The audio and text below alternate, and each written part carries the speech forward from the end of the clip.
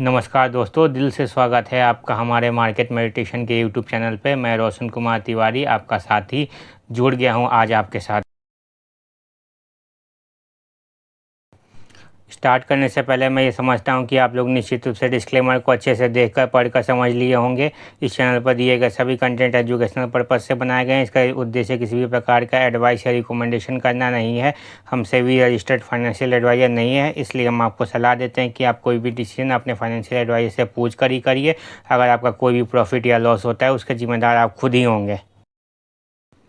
दोस्तों, मैं एक छोटी सी इन्फॉर्मेशन आपको दे दूं। जब आप हमारे यूट्यूब चैनल के कम्युनिटी सेक्शन में जाएंगे, आपको यहाँ पर मेरे लिए वो स्विंग ट्रेड्स मिलेंगे, डेली मॉर्निंग कोट्स भी मिलेगा और कुछ स्टॉक्स के फंडामेंटल और टेक्निकल डिटेल्स मैं यहाँ पर डाल देता हूँ, जिन पर ड्यूरिंग मार्केट आवर्स वीडियो बनाना संभव नहीं हो पाता है। टर्म्स के बारे में बात करेंगे। ये टॉपिक मैंने क्यों चुना, क्योंकि आजकल बहुत सारे लोग स्टॉक मार्केट में नए आए हैं और उन्हें स्टॉक मार्केट के बेसिक टर्म्स के बारे में भी पता नहीं है। उन्हें बस पता है कि शेयर ले लेना है और बढ़ जाए तो बेच देना है और घट जाए तो ख़रीद लेना है। बट अगर आपको इन बेसिक टर्म्स के बारे में पता नहीं है तो आप लॉन्ग टर्म में मार्केट में सर्वाइव नहीं कर सकते। तो बहुत ही शॉर्ट वीडियो बना रखेंगे और हम बेसिक टर्म्स के बारे में बात करते हैं। सबसे पहले CMP क्या होता है। Okay, current market price. जिस प्राइस पे स्टॉक अभी ट्रेड कर रहा है उस प्राइस को हम CMP बोलते हैं, करेंट मार्केट प्राइस।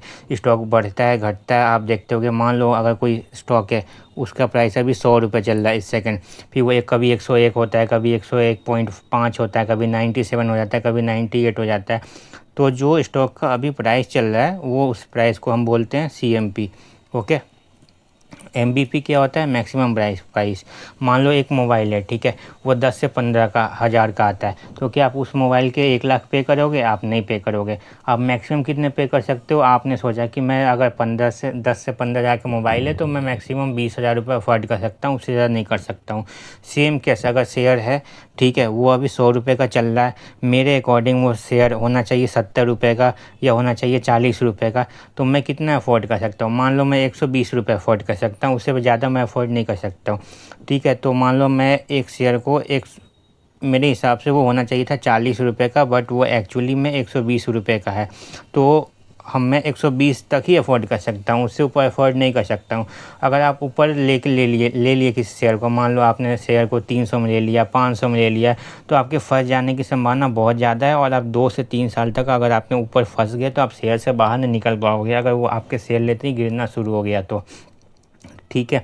तो आपको माइंड में एक प्राइस सेट होना चाहिए कि मैं इस शेयर को मैक्सिमम कितने तक ले सकता हूँ, उसे हम मैक्सिमम बाय प्राइस कहते हैं। ओके, टारगेट प्राइस क्या होता है कि जब भी आप कोई शेयर लेते हो तो आपको पहले से आपके माइंड मेकअप होना चाहिए कि कितने % प्रॉफिट लेके मैं बाहर निकल जाऊंगा। 5%, 10%, कितना % प्रॉफिट आपके लिए सफिशिएंट है।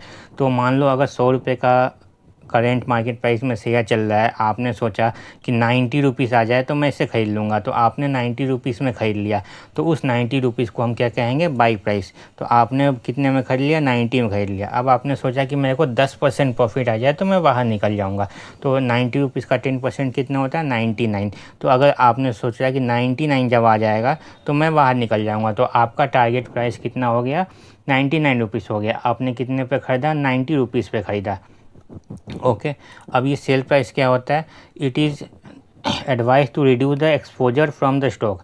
जब भी आपका सेल प्राइस यानी टारगेट अचीव हो जाता है तो जिस प्राइस पे आप शेयर को सेल कर देते हो उसे हम सेल प्राइस कहते हैं। तो आपने 90 में लिया था, आपने सोचा कि मैं 99 आएगा तो मैं उसे सेल कर दूंगा, ठीक है, तो 99 आएगा तो सेल कर दूंगा। तो जब स्टॉक का प्राइस 99 आया तो आपने सेल कर दिया, तो जिस प्राइस पे सेल किया उसे सेल कहते हैं, सेल प्राइस कहते हैं। ओके, मान लो आपने 90 में लिया था स्टॉक को, अभी 92 चल रहा है, 94 चल रहा है, 95 चल रहा है, तो इस समय आपको क्या करना है, आपको कुछ नहीं करना है, आपको स्टॉक को होल्ड करना है, ठीक है। तो जिस प्राइस पे स्टॉक हमारे बाई प्राइस और टारगेट प्राइस के बीच में रहता है उसे हम होल्ड कहते हैं। ओके, अंडर रिव्यू क्या कहते हैं, मान लो अगर कोई स्टॉक है उसमें अगर बैड न्यूज़ आ गई, टेम्प्रोरी न्यूज़ आ गई या मैनेजमेंट में कुछ प्रॉब्लम हो गया, तो हम एनालिसिस करते हैं कि क्या ये जो प्रॉब्लम है वो कंपनी की मैनेजमेंट की प्रॉब्लम है या फिर टेम्प्रोरी प्रॉब्लम है। अगर टेम्प्रोरी प्रॉब्लम होती है तो हम स्टॉक में होल्ड करते हैं, अगर मैनेजमेंट की प्रॉब्लम होती है तो हम स्टॉक से बाहर निकल जाते हैं।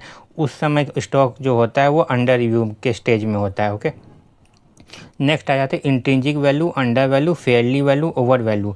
मान लो एक स्टॉक है, उसकी जो इंट्रिंसिक वैल्यू है यानी एक्चुअल वैल्यू कंपनी की जो है वो होनी चाहिए 40 रुपये, ठीक है। अगर वो 40 रुपये का स्टॉक होना चाहिए। अगर वो मेरे को किसी वजह से, किसी बैड न्यूज़ की वजह से 20 रुपये में मिल रहा है, ठीक है, तो हम क्या बोलेंगे कि अंडर वैल्यूड है और हम उसे परचेस करेंगे। फेयरली वैल्यूज़ क्या होता है कि मान लो इंट्रिंसिक वैल्यू है 40 रुपये, अगर वो मेरे को 35 में मिल रहा है या मेरे को 45 में मिल रहा है, तो हम क्या बोलेंगे कि stock is normal, okay, Fairlie valued है। अगर स्टॉक मेरे को यहाँ पे 200 रुपये में मिल रहा है और इसकी इंट्रिंसिक वैल्यू होनी चाहिए 40 रुपये, ओके, तो हम क्या बोलेंगे कि स्टॉक इज़ ओवर वैल्यूड है। स्टॉक को कब ख़रीदना है दोस्तों? जब स्टॉक हमारे इंट्रिंसिक वैल्यू से कम प्राइस पे मिले यानी डिस्काउंट पे मिले, तो हमें ख़रीदना। अब सेल कब करना है? जब हमारा स्टॉक जो है वो सेल कब करना है? इंट्रिंसिक वैल्यू से जब हमें ज़्यादा पे करेंट मार्केट प्राइस चल रहा हो तब हमें उस स्टॉक को सेल कर देना है, ठीक है।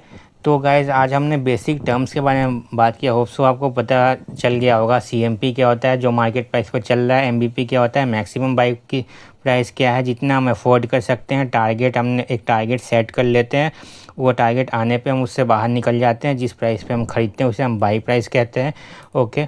सेल क्या होता है कि जिस प्राइस पे हम सेल कर देते हैं। होल्ड क्या होता है जब हमारा टारगेट अचीव नहीं हुआ है और स्टॉक हमने बाई कर लिया, हमें चुपचाप बैठ के होल्ड करना होता है। अगर अंडर रिव्यू क्या होता है, मैनेजमेंट में अगर कोई प्रॉब्लम है या टेम्प्रोरी प्रॉब्लम है तो हम एनालिसिस करते हैं, उस पीरियड को हम अंडर रिव्यू में बोलते हैं, ओके। इंट्रिंसिक वैल्यू क्या होता है फटाफट हम देख लेते हैं। इंट्रिंसिक वैल्यू क्या होता है कि जो एक्चुअल वैल्यू है का स्टॉक की वो होती है। अंडर वैल्यू क्या होता है जब हम प्राइस इंट्रिंसिक वैल्यू से कम पे चल रहा हो। और फेयरली वैल्यू क्या होता है जो इंट्रिंसिक वैल्यू के आसपास चल रहा हो।